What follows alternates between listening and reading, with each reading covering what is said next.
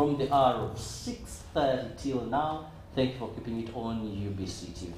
Once again, I'm Robert Chirabonyumintono, and welcome to an extension of Good Morning Uganda, which is Good Morning Uganda Extra.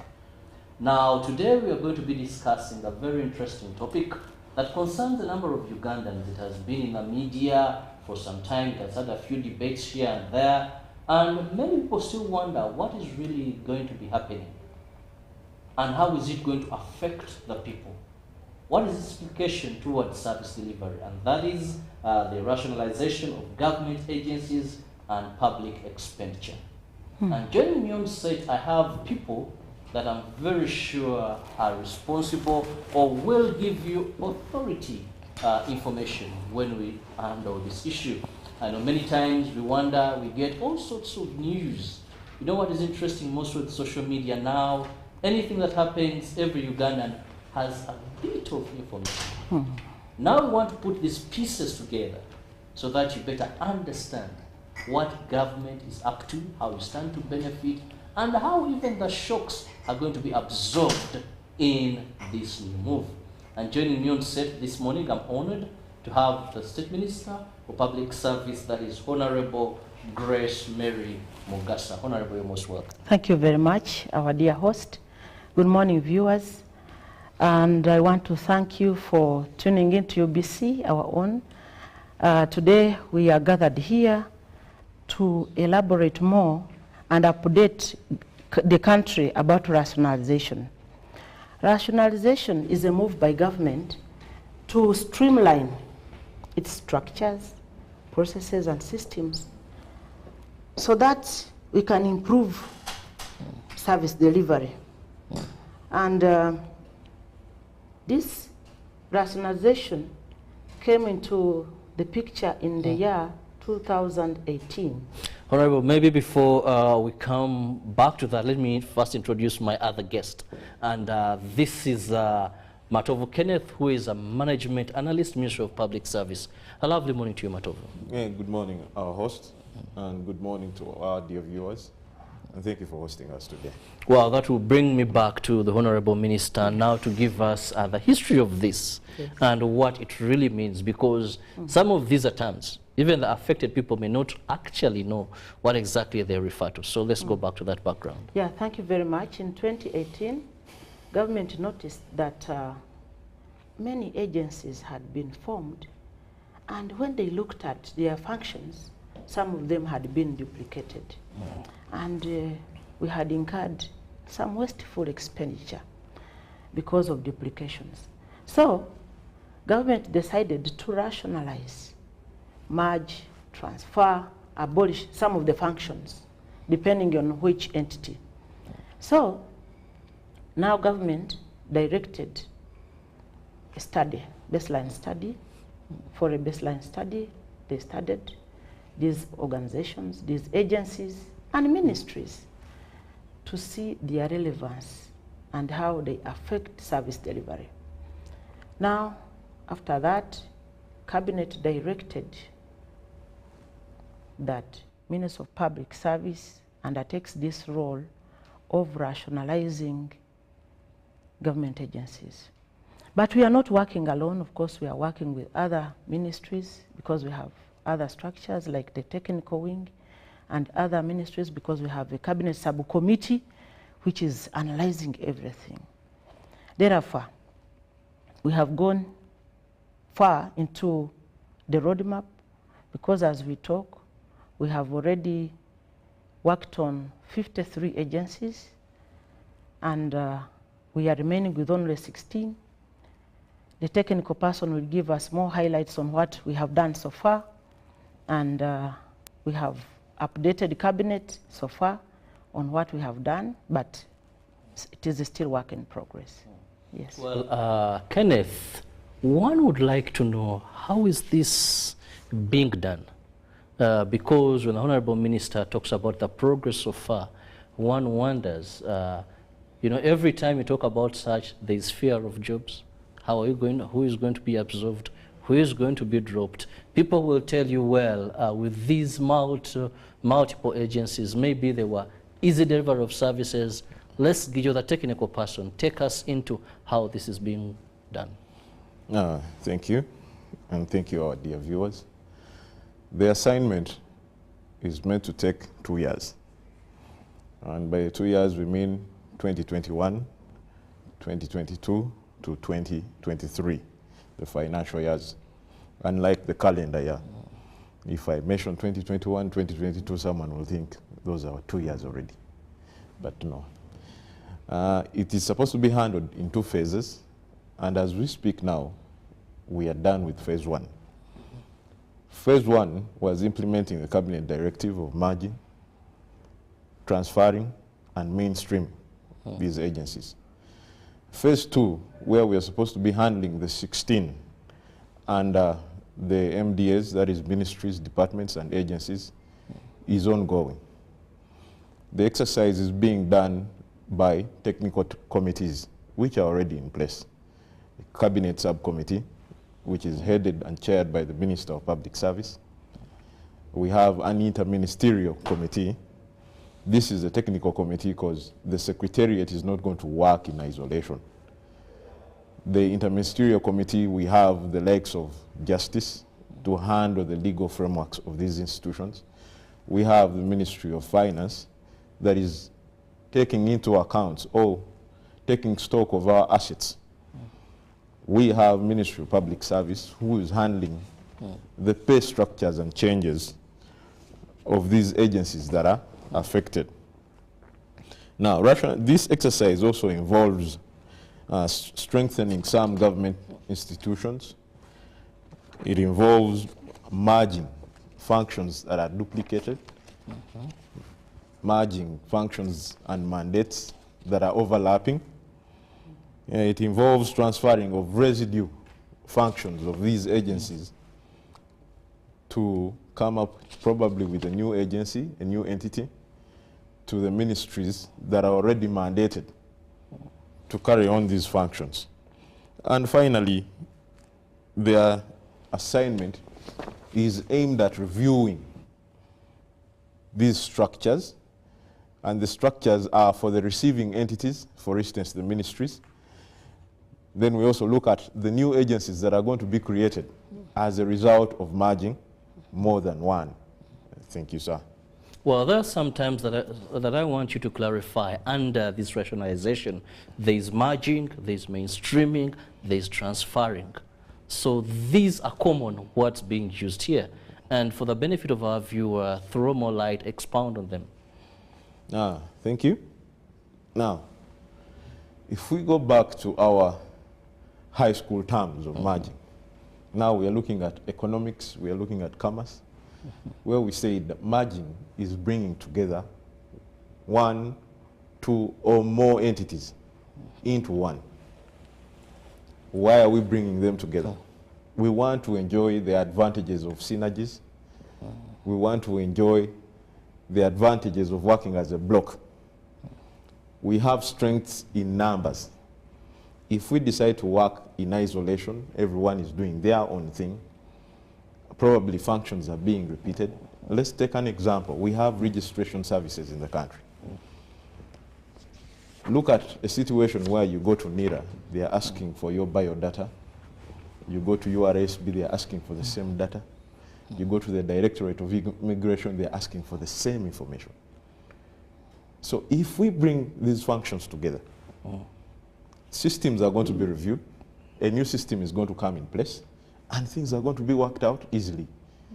So there is enhanced and efficient service delivery.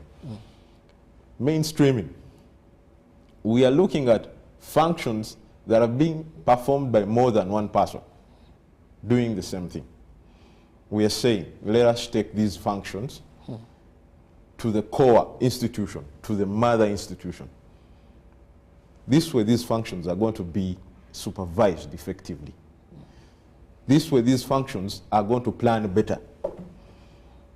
So we end up mainstreaming, subsuming functions from one entity to a more bigger and effective entity. Transfer of functions.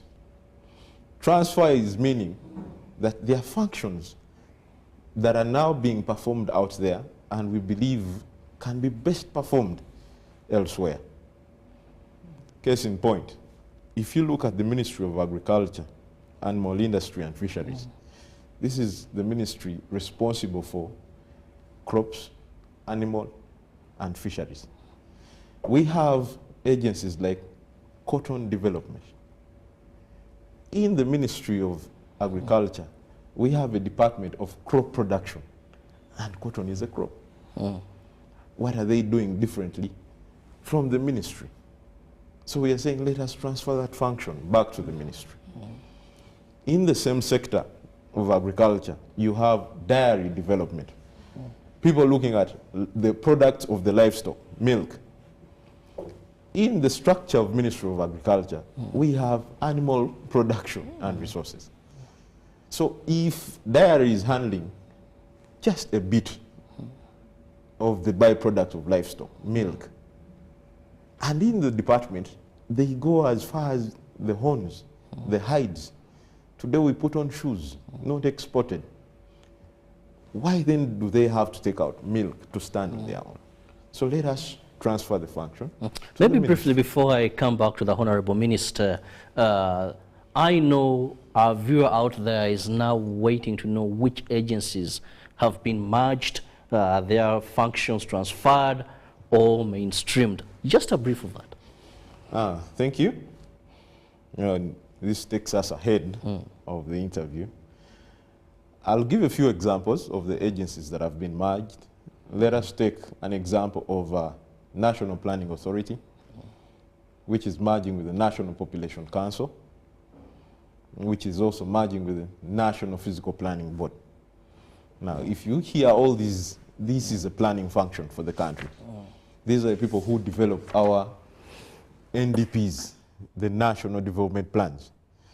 And all these entities, like the National Physical Planning, this one is basically looking at the different environments, societies, and infrastructure.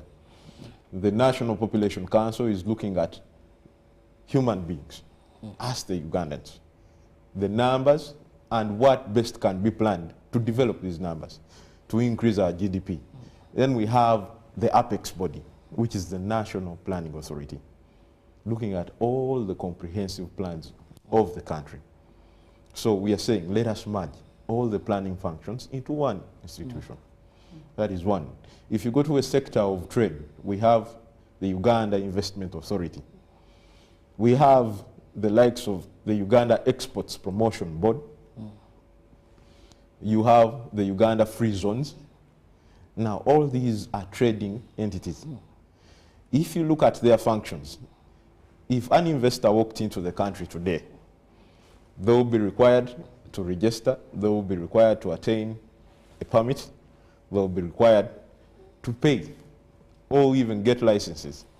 If you go to the Exports Promotion Board, the same investor who has set up an industry, they will require the same requirements, a license, a work permit, which is supposed to be issued by government. If you go to the free zones that are gazetted for these investors to set up industries and industrial parks, the same requirements suffice. So we decide to merge. Transfer of functions.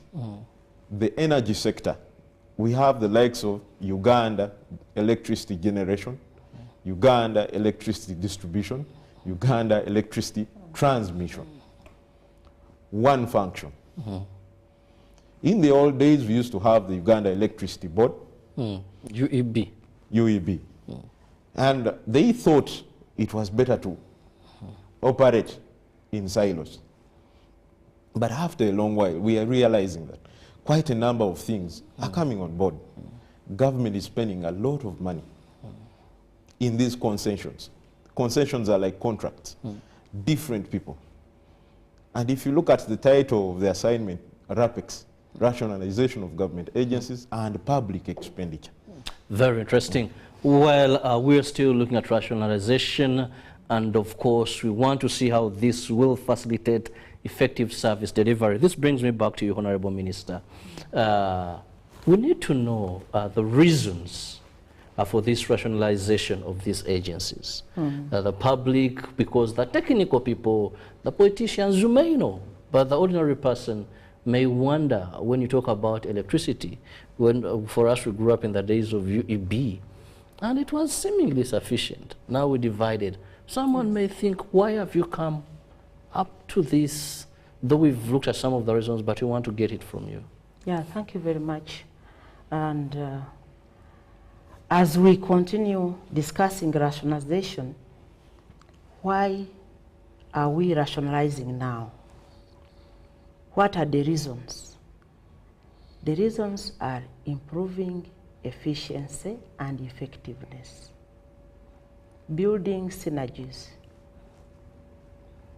and we want to have single spine reporting system instead of working in silos. We want to have seamless service delivery, and actually want to reduce on the cost of doing business as government. For example, you find we have, in Ministry of Gender, Labor and Social Development, we have Elderly Council, we have Youth Council, we have Women Council. All those councils, each council has a secretariat, has a staff, they are renting their own house, they are paying their own utilities, and yet we can create a secretariat for special needs, special interest groups, and have them in one building, but have their own departments. Then we can reduce on rent, also reduce on personnel, and reduce on utility costs. So that is the reason why government is looking at rationalizing, so that we can have seamless service delivery. One-stop center. For example, now, you can see we have Allied Health Council, Nurses Council, Dental Surgeons Council, Pharmacists Council, and they all rotate around health. Why can't we have one council and have different departments so that we can reduce on the cost of doing business? Those are some of the reasons. We also want to reduce on the, eliminate these duplications. You find there is an institution that is doing receipting. You find another one doing remuneration. Another one is doing tax assessment. Why can't we sit in one room, in one house, and do the same? Because you will find that these ministries have been weakened, because most of the work that we are doing is being done by agencies. And yet they are supposed to report to the ministries. Sometimes they don't. So, as government, we have decided to work together, avoid duplications, overlap, and public expenditure. Because there is also ambiguity. You find something is very ambiguous, you can't understand. For example, you can find an agency with 1,700 staff. What are they doing? And you find that maybe the functions they are doing are supposed to be done under the mainstream public service, Ministry of Works. And you find the ones who are in the agencies are getting quite a lot of money. And these ones who are in the mainstream public service are getting quite little. And yet the qualifications they have are the same as those ones who have gone to the agencies. And some of the staff we are running from the mainstream public service going to agencies simply because they were looking for greener pastures. So, and yet it is a single government. It is only one government. These agencies, the creation of agencies has also brought inequality in terms of salaries, benefits from government. You find someone is a driver in an agency, is getting a salary of 3 million. But the one in the mainstream is getting around 400. So, and this is the same government. We want to mainstream also salaries so that we can have one structure as a government. Well, Honorable, most of the reasons you've given are so much into government expenditure, but let's look at what the public stands to benefit. Oh, yes. The public is going to benefit, and actually, why we are Apart rationalizing. from unemployment, which many are now fronting, that, oh, people are going to lose jobs, all this. So where are we benefiting? The public is going to benefit because we will make savings. Okay. I remember on Monday, we had already made savings of around 649 billion per annum. 649 billion per annum is quite a lot of money. If you want to work on roads, those are two roads maybe of around maybe 40, 50 kilometers. And this money will be plowed back into service delivery, funding PDM, funding those activities that can benefit and impact on our citizens directly. And I know some people will begin arguing, rotating around salaries. People are going to lose salaries. People are not going to get much, and people are going to lose jobs. But if we get leaner structures, those leaner structures will get some bit of higher salary. Even their families will be happy. Then those who will have lost out on some of these jobs, I know some will be taken back to their mother ministries, but there are some other cadres who will be given severance packages and sent home. They will start from there. The severance package and other benefits will help them start up their businesses. So there's not much loss. Well, the Honorable Minister assures you there is not much loss, and of course you're catered for. But all we are looking at is efficiency and effective service delivery. Yes. Allow me to go for a short commercial break. When we return, we'll be discussing more regarding that is rationalization, a talk that I believe now you're more informed from the time we began this program. We'll return shortly. Live from UBC Studios in Kampala, this is Good Morning Uganda Extra. The Tales of Kasozi, brought to you by Uganda Communications Commission.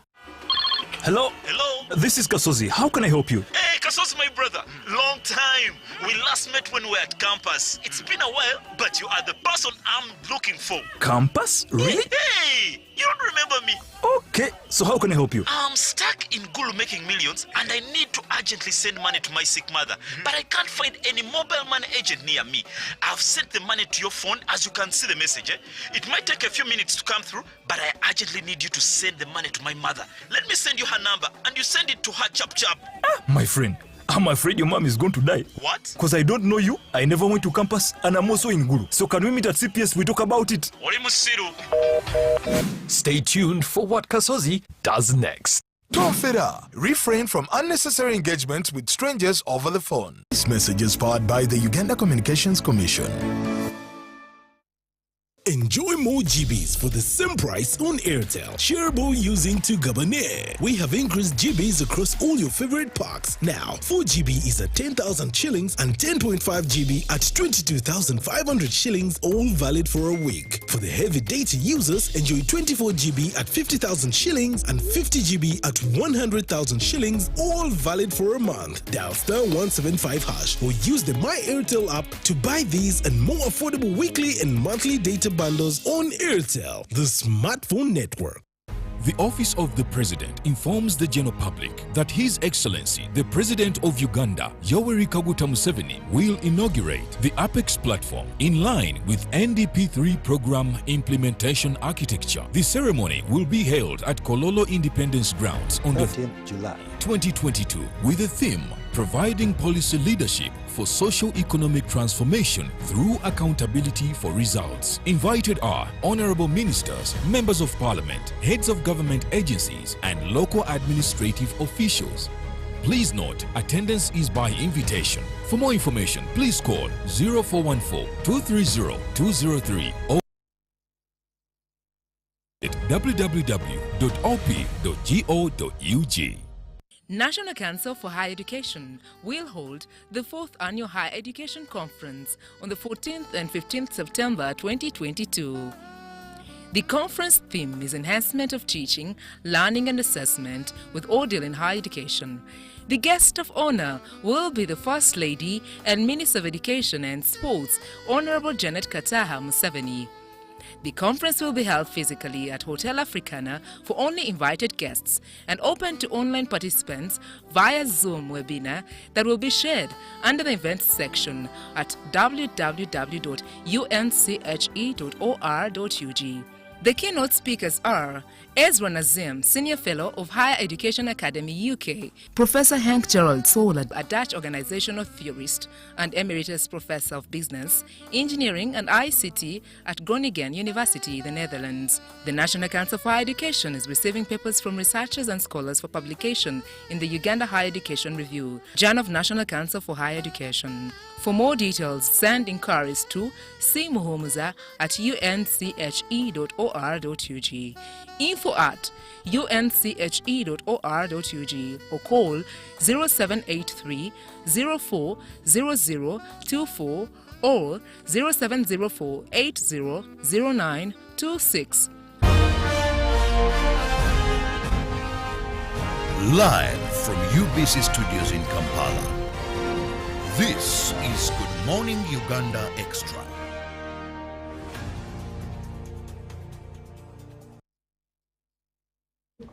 Welcome back from that short commercial break. Thank you for keeping it with us here on UBC TV. It is Good Morning Uganda Extra, and I'm Robert Chirabo Nyonyintono. With that is the Minister of State for Public Service, Honorable Grace Mary Mugasa, and the management, where we are having the management analyst, that is Matovu Kenneth, and we are discussing rationalization of government agencies and public expenditure. Now, I told you earlier, this is something that many Ugandans have a hint on, but we want to give you information right from the horse's mouth so that you're well informed with information. One person once said, there is nobody as dangerous as that one who has little information, because that little information can mislead. But you're giving you the whole picture of what government is already doing and they're planning to do, and of course how you stand to benefit, and of course some of the worries, we are also handling them. Now, I know that there must be challenges, Kenneth. Rationalization may not be that very smooth. And one of the areas I'm looking at is how are you going to be handling risks you're going to experience in terms of bureaucratic tendencies in the mainstreaming of public service? Let's begin at that point. Thank you, sir, and our dear viewers. Now, for the risks and how they are going to be mitigated, the bureaucratic tendencies of government, as the common person, the Montua Wansi, as it is put, they tend to say that ministries have a lot of red tape. But how is this going to be handled? The technical teams from Ministry of Public Service, there is a department in charge of systems improvement. These people, the technical people from this department, will look at the business processes that are happening in the different institutions. We shall re-engineer those processes to avoid most of this red tape that is referred to by our common people. The levels of approval. Take, for instance, if you look at the Ministry of Internal Affairs today, back in the day, applying for a passport had a lot of processes, very many levels of approval. What is the case today? A few years back, if I'm not mistaken, 2 or 3, we were getting our driving permits and licenses from Chambogo, and we had to go through a lot of, you're given a temporary driving permit, you're told to come back in 2 weeks. Today, if you go to Station Road, where the services were moved now, they are being handled by government. The technical people in the ministries looked at this as an ambiguity. They looked at this as something that is really dragging us, drailing service delivery. They said, what can we do best? Today, if you apply for a driving license, it will only take you 2 hours to walk out with that license. Meaning, we saw where the problem was, we re-engineered the systems. Today, immigration, you don't have to queue up the long lines along Old Port Bay Road applying for a passport. Today, as long as you have a smartphone, as long as you can access the internet, if you're in reach of a computer, you can apply online for a passport. And you'll get it in the shortest time possible. As a result of rationalization, systems and processes, procedures of handling services in government, of us delivering services in time and efficiently, we shall re-engineer these systems, these procedures, to avoid the bureaucracy and the red tape. For the risk of legal implications, because we are most likely to be charged in the courts of law. Why? The minister talked about loss of jobs, breach of contracts. So if you look at this, we foresaw this coming. We know that if we do this, legally, we are encroaching on someone's rights. Right. What do? We said we are 3 teams. The cabinet subcommittee, which is now handling the policy procedures. We have the interministerial. Now, why is it interministerial? It looks at the different sectors in government. And in the different sectors, we have the justice, the law and order sector. So the Attorney General is looking at reviewing all these legal instruments, the statutory instruments that set up and establish most of these agencies that are affected. So as a way of mitigating, reducing on the risks of law, the team headed by the Attorney General is ready. It's on ground. We are likely to have an omnibus law to handle all these. When you go to the pay issues, because earlier on the minister, you asked us, what are the challenges? And one of the challenges was loss of jobs. When someone hears that, they run into panic mode. But we are saying no. There is an interministerial team, and the Ministry of Public Service is responsible for the pay, the compensation. They will calculate some of these civilians packages of those functions that will be redundant. Then there is a category of people, the technical people, who would want to come and join service on the new terms and conditions of service. These will also be taken on. They will be given first priority. They will be considered first. So, in general, we are most likely not to see any loss of jobs. Apart from the redundancies, there are those functions that will be very redundant. Then there are those highly specialized functions that we cannot afford to lose. We cannot afford to lose. So what we do is bring them on board. Sit down. Look at the pay policies that was approved in 2011.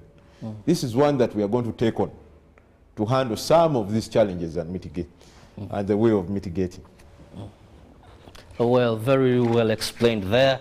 And of course, the fear for loss of jobs is something that you have handled very well. Specialists, we may not lose them in this process. But also, Honorable Minister, yes, you wanted to supplement? No, I want to add on something. We, as the government, we are very well prepared. That's why we have made our roadmap to be phased out in 2 phases. We have 2 years in which to implement this. And we have had several consultations with many stakeholders. The ministries that are involved in this are foreign affairs, to cater for those international protocols that we have engaged in as government, and we have committed ourselves. We have Ministry of Foreign Affairs. We have Ministry of Internal Affairs to deal with Law and Justice. We have Ministry of Finance. That Ministry of Finance will look at finances, compensations, paying salaries.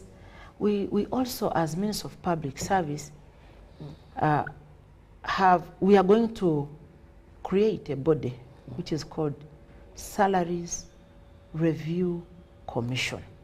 We already presented the cabinet memo and it was approved, so we shall have that in place also. That to look many at Ugandans are waiting for, because Yes. there's been a proposal. Many people have talked about we need a salary review commission set up by public service. It is about to come. You just be patient. Now, you will see that some of the positions are being abolished because of redundancy.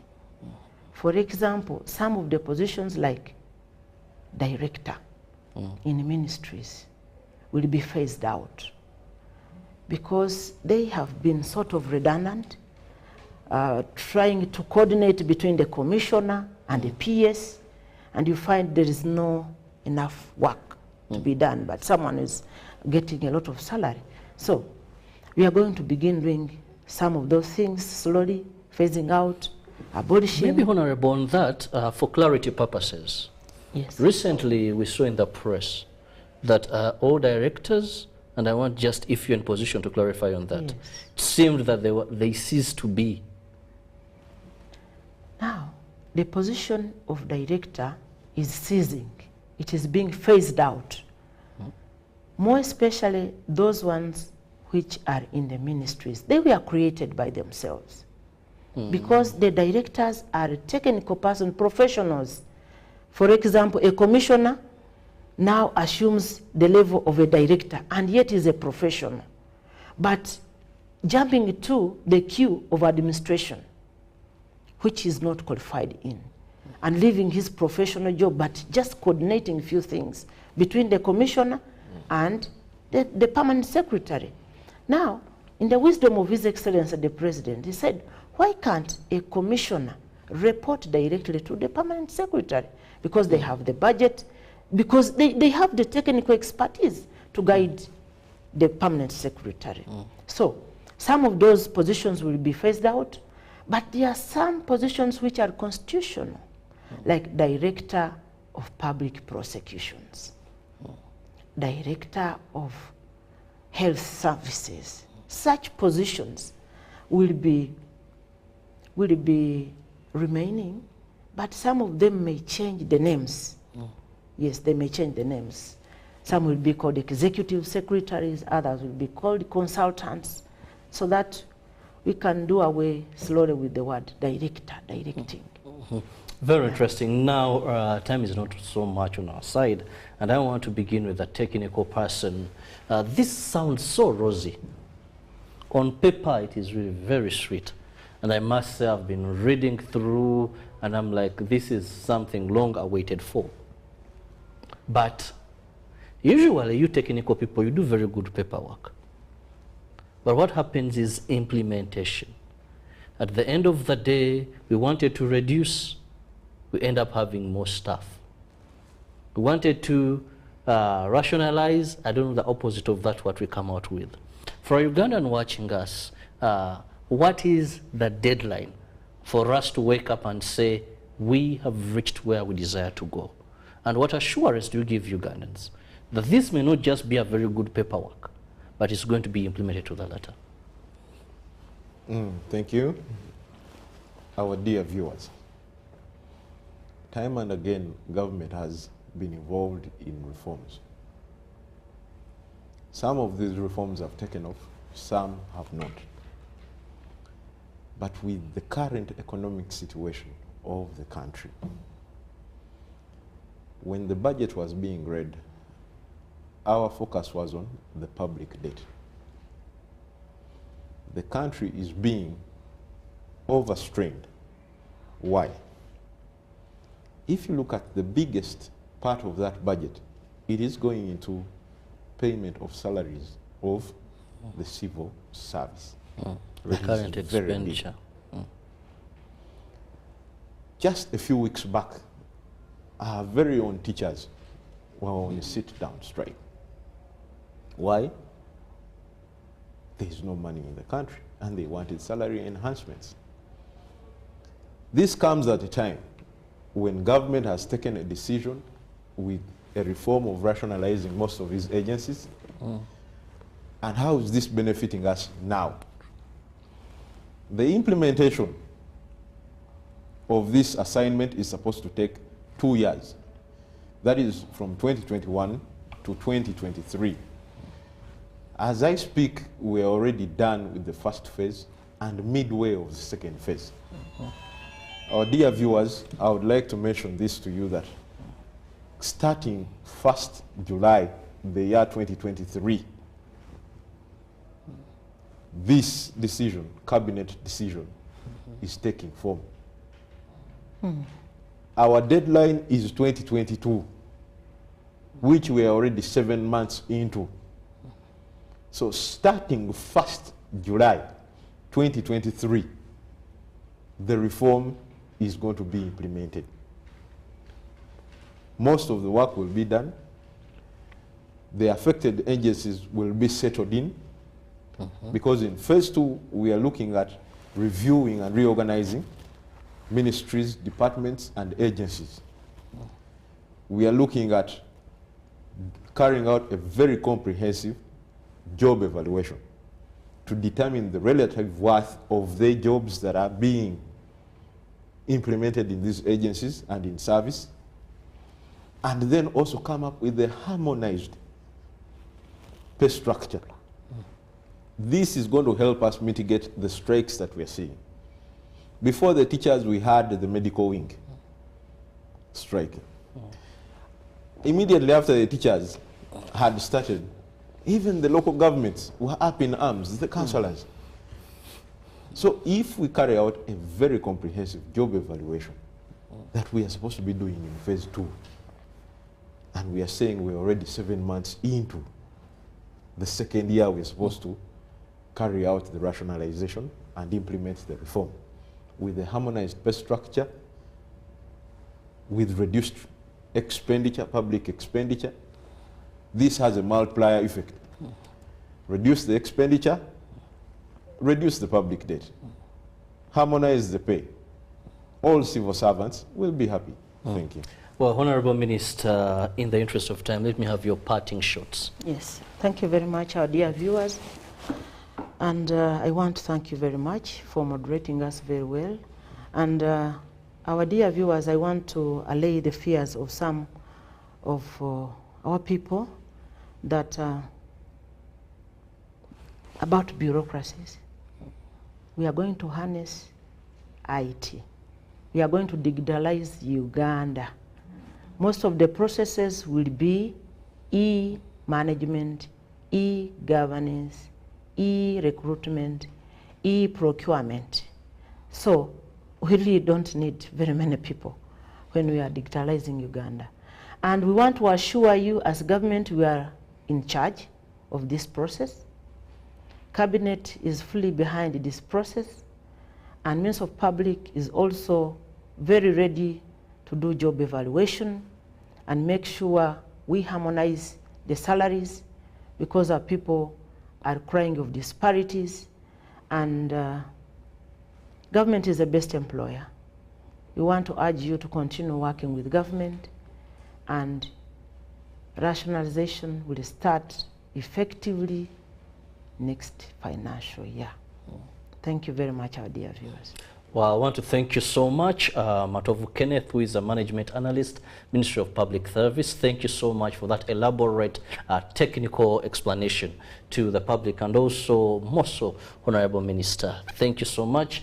That is the Honorable Minister of State for Public Service, Grace Mary Mugasa. Thank you for your time and, of course, laboring to explain these to Ugandans. I'm very sure you have now gotten enough information regarding rationalization and also the effects and how they are going to be mitigated. So no fears should be there. All that government is looking for is saving, but also promoting efficiency. Have a lovely day. Lopa Chirabonyoitono wishing you a lovely day. Remember, if you're not vaccinated, please go and get vaccinated. If you got your first jab, go for the second.